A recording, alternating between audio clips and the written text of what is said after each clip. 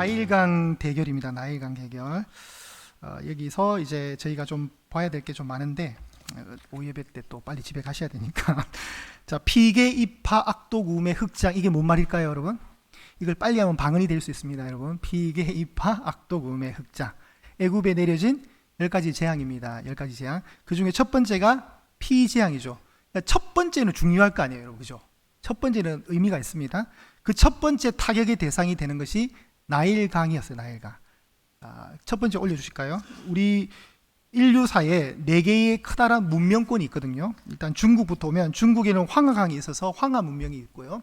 인도에는 인더스 강이 있습니다. 그리고 티그리스 유브라데스 강가에 있는 메소포타미아 문명이 있고요. 마지막으로 이집트 문명을, 이렇게 나일강을 기준으로 하는 이집트 문명이 있어요.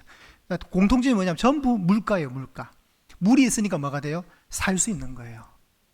그러니까 나일강은 단순한 어떤 뭐 그냥 강이 아니라 전 세계에서 가장 긴 강이고요. 그 다음 한 3번 정도 보여주세요. 두 번째, 세 번째 페이지. 위성으로 보면은 멀리서 높게 해서 찍으면 이렇게 생겼고요. 그 다음 그림 이렇게, 이제 이거는 이제 항공 사진이죠. 저 위에 푸르름이 있는 게 뭘까요? 이제 물로 인해서 옥토가 되는 과정이죠. 사막도 끼고 있지만 저 물이 이집트를 살리는 거예요. 문명을 일으키고. 그러면 그 대상자들은 저 나일강을 그냥 강으로 보는 것이 아니라 뭐로 볼까요? 우상으로 보는 거예요. 우상으로. 그 다음 그림. 여기가 어디일까요? 맞추시면 정동진 한 표 나왔습니다. 정동진. 자, 정동진 받고 또 어디를 얘기해 보실까요? 자, 정동진. 여기가 삼척입니다. 삼척. 제가 전에 있던 교회에서 이렇게 뭐 전도사에 갈 때 삼척에 이제 지원 교회가 있어서 갔습니다. 뭐 거의 비슷하겠지만 저렇게 바다를 끼고 있는 동네들은 당연히 뭐를 섬길까요? 바다의 신을 섬겨요. 오늘도 무탈하게 돌아가기를. 물고기 많이 잡고 또 우리 배들이 무사히, 그죠? 일단 뭐 많이 잡고 덜 잡고는 바다가 주는 만큼의 큰 욕심은 없더라고요. 어부들이 보면 그냥 자연이 주는 만큼 바다 온다. 때로는 만선이 될 수 있지만 그렇지 못할 때도 있잖아요. 근데 그 속에서 만족을 하더라고요, 대체로 어부들이. 그런데 어쨌든 가족들 입장에서는 어때요? 무사히 돌아오는 게 중요하잖아요. 태풍도 안 만나야 되고 뭐 급변적인 일이 안 만나야 돼. 그러니까 어떻게 해요? 바다를 향해서 비는 마음이 생기는 거예요. 그래서 용왕님이라고 그러죠. 용왕님. 용왕님이 부르는 거예요. 근데 뭐 비슷하겠지만 저 삼척은 독특하게 요렇게 바다 쪽을 향하면 바다의 신을 섬기고 뒤에는 뭐가 있어요? 산이 있으니까 산신도 섬기더라고요. 제가 그 지역민한테 들었거든요, 목사님한테. 그래서 뭐 비슷하게, 뭐 포항도 마찬가지고 뭐 이렇게 바닷가를 끼고 있으면 다 비슷하지만 어쨌든 삼척은 2개의 신을 크게 섬기는 거예요. 바다 신도 섬기고 산의 신도 섬기는 거예요. 그러니까 왜 사람들이 신을 섬길까요? 무지하기 때문에 그런 거죠. 자, 로마서 말씀 한번 찾아볼게요, 여러분. 로마서 한번 펴보세요. 신약성경 로마서. 자, 1장 보시면, 자, 하나님이 자연 만물을 통해서 뭘 보여주시냐면 내가 하나님이다. 내가 참 신이다는 걸 보여주는 거예요. 자, 1장 로마서 1장 20절을 보겠습니다. 이거 로마서는 아마 우리 이주승 전사님이 로마서 강해를 하고 있어요. 하고 있기 때문에 나중에 자세히 들으시고 1장 20절에 보겠습니다. 1장 20절 찾으셨어요? 자, 읽어보겠습니다. 시작. 창세로부터 그의 보이지 아니하는 것들 곧 그의 영원하신 능력과 신성이 그가 만드신 만물에 분명히 보여 알려졌나니 그러므로 그들이 핑계하지 못할 것이니라. 이게 무슨 말이냐면 하나님이 계시다는데 하나님이 안 보이지 않느냐. 그러니까 일반 사람들이, 불신자들이 하나님을 보여달라는 거예요. 여러분, 하나님 보여줄 수 있습니까? 없잖아요. 근데 성경은 있다고 얘기하는 거예요. 뭘 보여주면 돼요? 창조물을 보여주면 되는 거예요. 저기 가을에 저기 설악산에 가면 단풍이 예쁘잖아요. 진짜 예쁘잖아요. 그걸 보면서 우리는 뭘 느끼는 거예요? 아, 하나님이 지으신 만물이 그 하나님의 영광과 능력과 신성이 뭐에 담겨 있는 거예요? 그 예쁜 단풍의 그 풍경에 담겨 있는 거예요. 아, 신이 살아계시구나. 여러분, 나이아가라 폭포 가보셨어요? 나이아가라 폭포 저는 안 가봤습니다. 참고로 별로 안 가고 싶어요, 저는. 근데 가면 뭘 보게 돼요? 엄청나게 큰 웅장한 그 폭포를 보면서 이게 정말 사람이 만들었을까? 아, 신이 있지 않을까? 그럼 우리 입장에서 어떻게 해서 하나님이 만드셨구나 이렇게 해석을 하는 거예요. 그 나야가라는 거대한 그 자연 세계의 위험 앞에 하나님의 능력과 신성을 발견하는 거예요. 그러니까 그런 무슨 말씀이냐면 하나님은 하나님의 그 영원하신 능력과 신성을 그분이 만드신 만물 안에 다 심어 놓은 거예요. 그 심어 놓은 걸 보면서 신을 바라는 거예요. 이게 우연히 만들어진 것이 아니라 저 엄청난 아름다움을 가지고 있는 그 자연의 그 힘들, 위대함이 하나님의 손길이라는 거예요. 그리고 고로 하나님이 살아 계시다는 걸 보여주는 반증이라는 거죠. 자, 제가 목소리가 커진 건 여러분 잠깨라고 좀 톤을 올린 겁니다. 절대 주무시지 마시고, 자, 그래서 그가 만드신 만물에 분명히 보여 알려졌나니 그러므로 그들이 뭐 해야 돼요? 핑계할 수 없도록 하는 거예요. 나는 하나님 못 봤다가 아니라 하나님이 자연세계를 통해서 하나님을 보게 하신 거예요. 그런데 문제는 뭐냐면, 우리 계속 볼게요. 21절입니다. 하나님을 알되 하나님을 영화롭게도 아니하며 감사하지도 아니하고 오히려 그 생각이 허망하여지며 미련한 마음이 어두워졌나니 스스로 지혜있다 하나 어리석게 되어 썩어지지 아니하는 하나님의 영광을 뭐로요? 썩어질 사람과 새와 짐승과 기어다니는 동물 모양의 우상으로 바꾸었다는 거예요. 무슨 말인가 아시겠죠? 기껏 피조물을 보여줬더만 그 피조물을 우상화시켜서 섬기더라는 거예요. 자, 다시 25절을 볼게요. 25절, 로마서 1장 25절. 이는 그들이 하나님의 진리를 거짓 것으로 바꾸어 뭐예요? 피조물을 조물주보다 더 경배하고 섬김이라. 이게 하나님을 알지 못하는 자연인들, 불신자들이 하는 행동들인 거예요. 행동들이에요. 그렇기 때문에 이런 상황 속에 있는 사람들은 항상 매여 있어요. 제가 1부 때는 얘기했는데 2부 때는 얘기를 못했어요. 1부 때 설교를 들으신 분이 우리 진명선 전사님밖에 없는 것 같아요. 그럼 된 것 같아요. 자, 제가 다시 얘기 드릴게요. 그 3년 전에 저희 모친께서 무릎 관절 수술하셔서 인공관절을 넣었어요. 근데 이게 항상 이게 본인 생각에, 우리 어머니 생각에 잘 안 낫고 아픈 거예요, 계속. 그러니까 이제 수술한 병원에 찾아가서 의사한테 말도, 의사가 또 특별하게 뭐 좀 좋게 얘기하는 것도 아니고 그냥 괜찮다고, 원래 그런 거라고. 그러니까 원래 그렇단 말에 너무 화가 나는 거예요, 이 어르신은. 원래 그런 거라고. 근데 우리 어머니는 불안한 거예요. 막 계속 아프니까 안 나으니까. 그리고 또 약 복용하다 또 가서 병원에서 그 의사 만나면, 아니 원래 그런 거라고 또 하니까 또 우리 어머니가 또 원래 화를 잘 내시는 분이고 또 원래 열받는 거예요. 그러니까 어떻게 해요? 다른 병원을 간 거예요. 다른 병원. 근데 이게 이제 우리 어머니 마음에는, 저한테도 얘기했거든요. 이게 수술이 잘못되었고 내가 수술을 한 번 더 해야 될 것 같다. 그러니까 이게 아프니까 빨리 고치고 싶은 거예요. 인공관절 이게.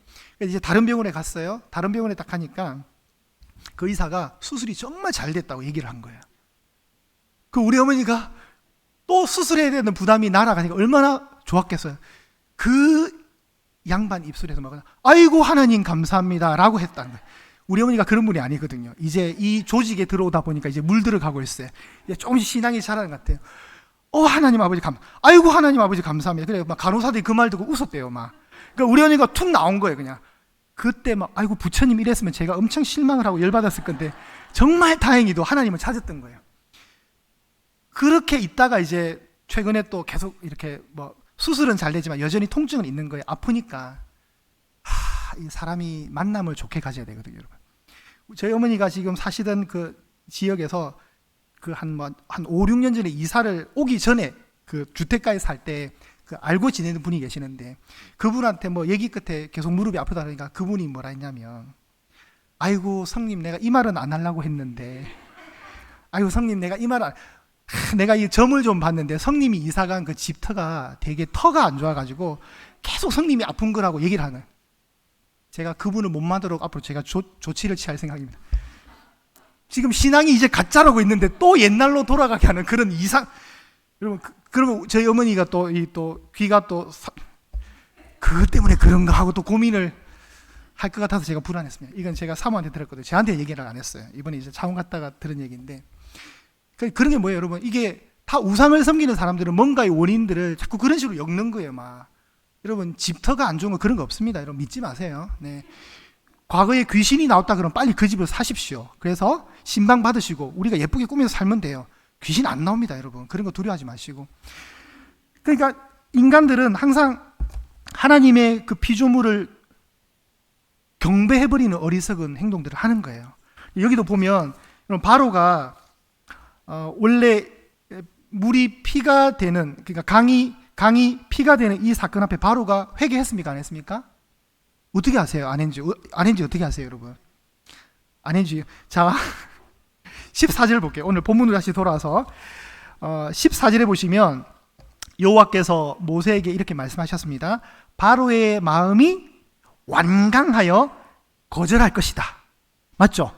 그런데 그 결과가 어떻게 나옵니까? 22절 보세요. 22절 보면 바로의 마음이 완악하여 그들의 말을 듣지 아니하니 여호와의 말씀과 같더라.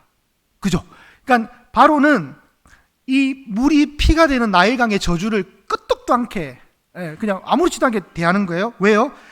왜 그랬냐면 22절에 보면 자기가 데리고 있던 애굽의 요술사들도 똑같이 했던 거예요. 그러니까 이게 심각한 하나님의 심판이 아니라 사람의 재주도 일으킬 수 있는 일이라고 가볍게 생각하는 거예요. 근데 그거조차도 하나님이 어떻게 해요? 바로의 마음을 완강하게 하신 분은 하나님이시거든요. 그러니까 바로는 지금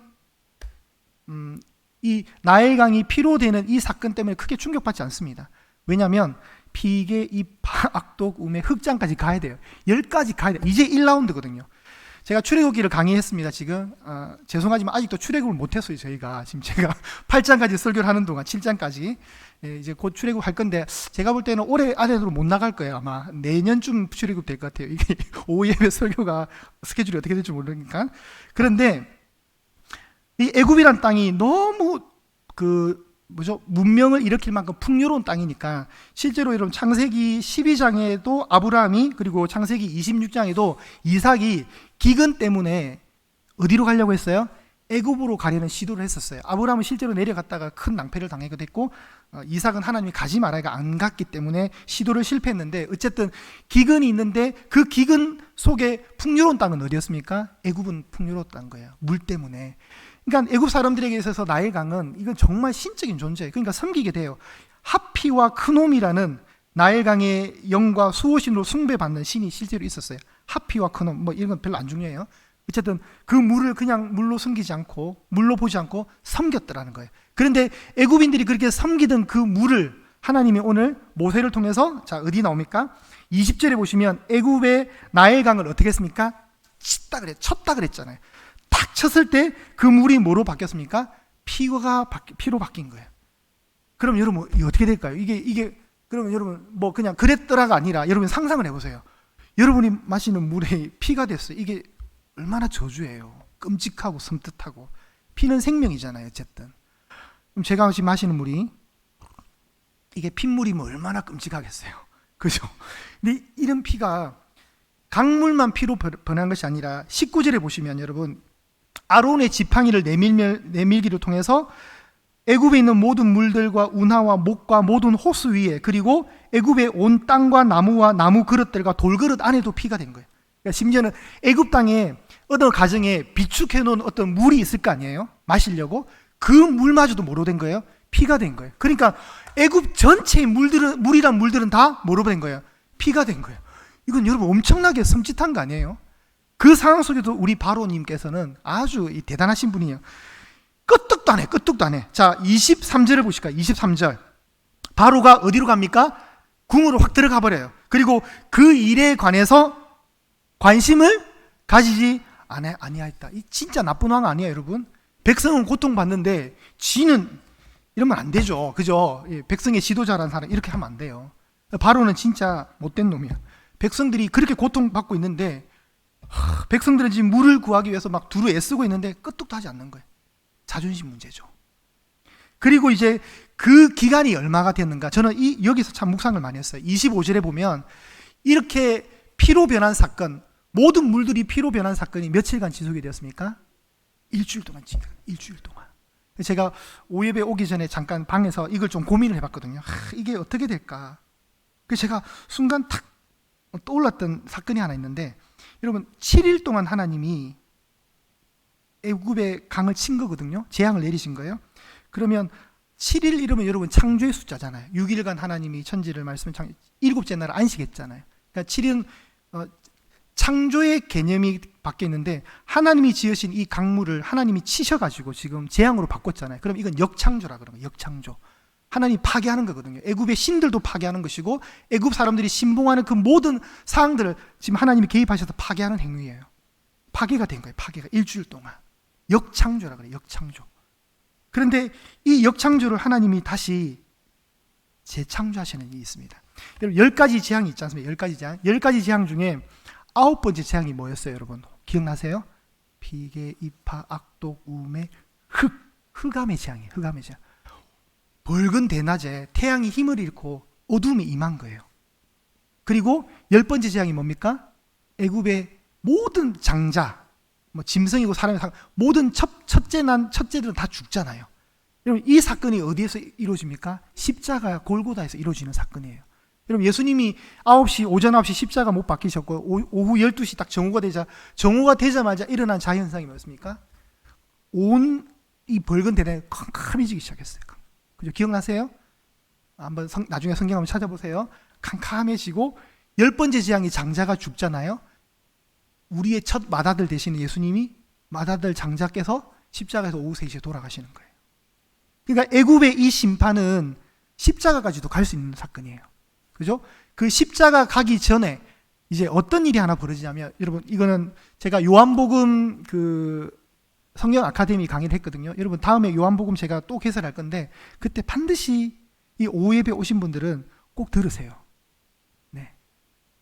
별로 표정들이 그냥 뭐 꼭 들어야 되는 표정이 들으세요. 그때 더 자세히 나누겠어요. 자, 요한복음 여러분 1장을 한번 펴보실까요? 1장을. 자, 요한복음 1장 한번 펴보실게요. 우리 옆에 분한테 격려해서 곧 끝난다고 얘기해 주세요. 곧.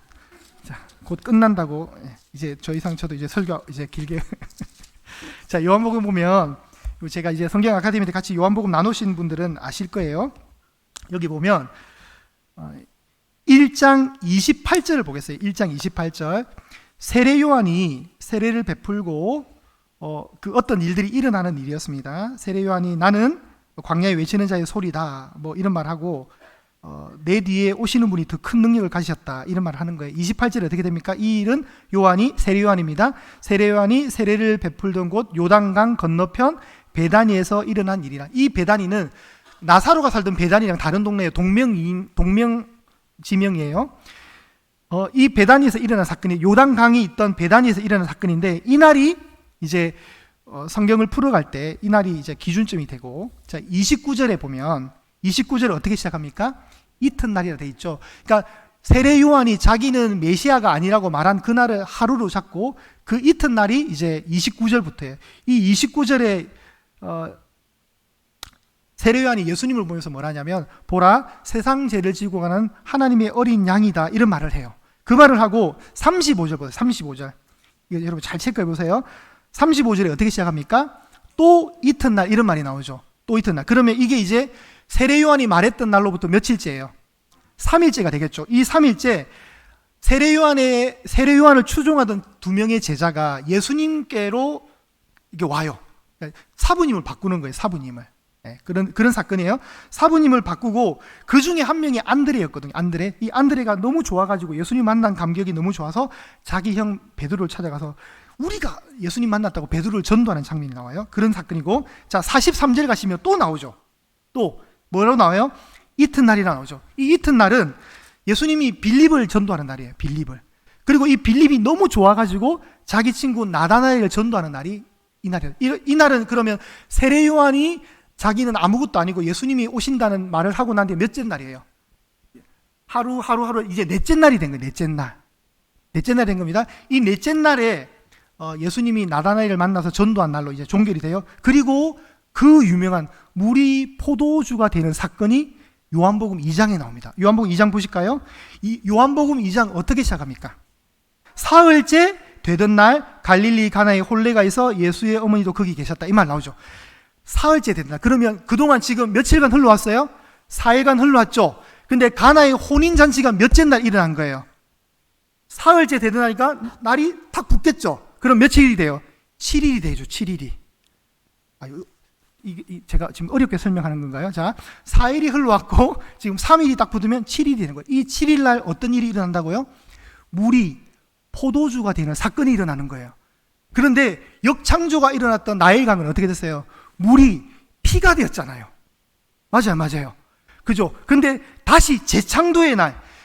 여러분, 이거는 물이 포도주가 되는 사건은 그냥 단순히 물이 떨어져 있던, 그러니까 포도주가 부족해서 예수님이 에이 안 되겠다 그냥 물 가져와 내가 포도주 만들어 줄게, 그런 단순한 기적으로 가시면 안 돼요. 이거는 자 2장 10절에 보시면 뭐라 나옵니까? 2장 10절 2장 10절에 예수께서 이 첫, 자 저를 보시면 안 되고 자 성경책을 좀 보십시오. 성경책을. 자 요한복음 2장 11절에 어떻게 됩니까? 예수께서 이 첫 표적이라고 했죠. 표적. 여러분 표적은 기적과 달라요. 표적은 사인이라고. 표적은 뭐냐면 예를 들면 쓰나미가 올 때 그 쓰나미가 온다는 징조, 표적이 뭐예요? 짐승들이 떼거지로 막 모이가 어디로 이동하잖아요. 근데 아무것도 모르는 사람은 그 수영하고 있는 거예요. 그걸 딱 보면 뭔가 불길한 일이 일어난다. 해안가에 큰 뭔가 안 좋은 이벤트가 벌어지겠구나. 이거 해일이 오겠구나 해서 쓰나미가 온다고 빨리 눈치를 채고 빨리 그 사람들 높은 곳으로 도망가야 돼요. 그죠? 이런 게 사인이니까 사인, 표적이라고 표적. 그러니까 예수님이 물이 포도주로 바뀌는 이 사건은 예수님이 이 지상 사역을 하실 때 첫 번째 표적인 게 표적. 그러니까 이 메시지는 굉장한 많은 의미를 담고 있어요. 그러니까 요한복음 2장을 그래서 결론적으로 분석하면 물이 포도주가 되는 사건은 예수 그리스도의 이 포도주가 나중에 예수 그리스도의 십자가의 피로 바뀌는 대응 관계가 일어나요. 그건 제가 다음에 요한복음 강의 들어오시면 제가 알려드릴게요. 그러니까 물이 포도주가 되는 이 2장의 사건은 십자가의 예수 그리스도의 구속사를 이야기하는 거예요. 여러분 예수님이 창에 탁 찔렸을 때 뭐가 나왔어요? 물과 피가 나왔잖아요. 그죠? 그러니까 계속 그 얘기를 하는 거예요. 그러니까 나일강에 임했던 이 일주일 동안의 역창조의 심판이 이제 예수님을 통해서 새로운 재창조가 일어난다는 것을 요한복음이 보여주고 있는 거예요. 이건 굉장한 여러분 의미가 있습니다. 여러분. 그래서 우리가 지금 오늘 나일강의 피는 저주지만 우리에게는 예수 그리스도의 피는 생명인 거예요. 생명. 구원의 이야기인 거예요. 구원의 이야기. 그 은혜를 여러분 잘 붙드셔야 됩니다. 같은 피의 이야기지만 한 사람은 재앙의 이야기고 우리에게 있는 피의 이야기는 구원의 이야기라는 거예요. 이 구원의 이야기를 잘 붙드시고 이제 다음에는 개구리 재앙을 얘기하도록 하겠습니다. 오늘 피 얘기는 여기까지 하고 개구리 재앙을. 여러분 결론은 그겁니다. 세상 헛된 신 섬기지 마십시오. 그 신들은 아무 힘이 없어요. 진짜 센 분을 여러분 붙드셔야 돼요. 진짜 세상 신들을 파괴하는, 세상 신들을 무기력하게 만드는 진짜 참신 되시는 하나님, 그 하나님을 섬기셔야 돼요. 그러면 여러분 절대 불행한 인생 되지 않습니다. 여러분은 지구상에서 온 우주를 통해서 가장 센 분을 하나님으로 주로 믿는 분들이세요. 그 가장 센 분이 여러분 인생을 다스려 가실 거고, 그러니까 의심하지도 마시고 약해지지도 마십시오. 우리에게는 누가 계시다고요? 전능자 하나님이 계시다. 그 하나님 믿고 끝까지 가셔서 마라나다 신앙으로 우리 살아가기를 축복합니다.